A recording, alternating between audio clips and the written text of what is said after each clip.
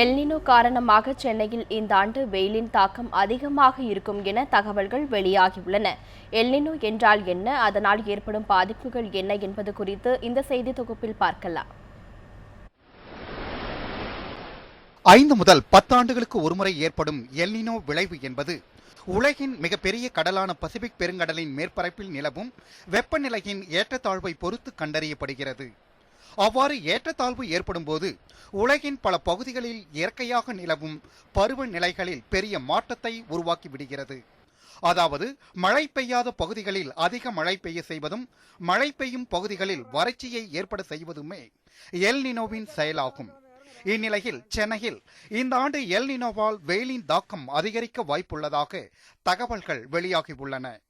கடந்த ஆண்டு சென்னையில் பெய்த கனமழைக்கு எல்னினோவும் ஒரு காரணமாக இருக்கலாம் என வானிலை ஆராய்ச்சியாளர்கள் தெரிவிக்கின்றனர். வடகிழக்கு பருவமழை ஒரு காரணகர்த்தா எல்னினோ என்று உறுதியாக கூறலாம்.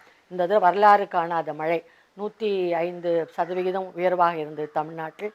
அதுவும் சென்னையை பொறுத்தவரை 130% கூட இயல்புக்கு அதிகமாக இருந்திருக்கு. இதற்கு காரணம் மிகவும் தீவிரமான எல்னினோ என்று கூறலாம். கடல் வெப்பமயம் ஆவதால் கோடை காலத்தில் வெப்பத்தின் தாக்கம் சற்று அதிகமாக இருக்கும் என்றும், ஆனால் அதை கண்டு பொதுமக்கள் அச்சப்பட தேவையில்லை என்றும் கூறுகிறார் இந்திய வானிலை ஆராய்ச்சி மைய முன்னாள் கூடுதல் தலைமை இயக்குனர் ஜெயந்தி.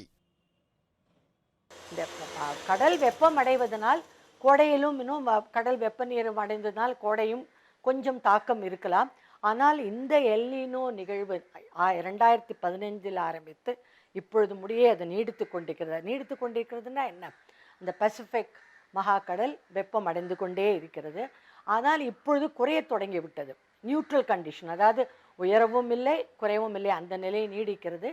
இந்த நிலையை நீடித்தால் நம்ம எல்னினோவால் பாதிப்பு இருக்கும் என்று நாம் பயப்பட தேவையில்லை. அதே நேரத்தில் கோடைக்காலம் தொடங்கும் முன்பே அதற்கு ஏற்றாற்போல் நம்மை தயார்படுத்திக் கொள்ள வேண்டும் என மருத்துவர்கள் அறிவுறுத்துகின்றனர். அதாவது பழங்கள், இளநீர் மற்றும் அதிக அளவு குடிநீர் உட்கொள்ளுதல் உள்ளிட்ட முன்னெச்சரிக்கை செயல்களை மேற்கொண்டால் வெப்பத்தின் தாக்கத்தில் இருந்து ஓரளவு தற்காத்துக் கொள்ளலாம் என்கின்றனர் மருத்துவர்கள். சரீரத்தையும் நம்மளுடைய சுகத்தையும் நம்ம பாதுகாக்க வேண்டியது மிகவும் அவசியம். கூடிய மட்டும் வெயிலில் போகிறது தவிர்க்கலாம், அல்லது போக வேண்டிய அவசியம் வரும்போது அது இது பண்ணுறதுக்கு ஒரு குடையை எடுத்துகிட்டு போகிறதுக்கு நல்லது.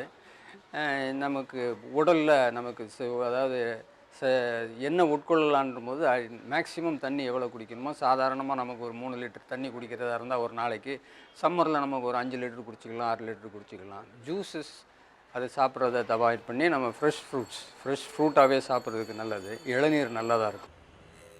எல்னினோ உருவாகும் போதெல்லாம் இந்தியா வறட்சியை சந்தித்தது என்றோ, பருவமழை முற்றிலுமாக பொய்த்துவிட்டது என்றோ சொல்லிவிட முடியாது என்பது கடந்த கால வரலாறுகளில் இருந்து அறியப்படுவதை வானிலை ஆராய்ச்சியாளர்கள் சுட்டிக்காட்டுகின்றனர்.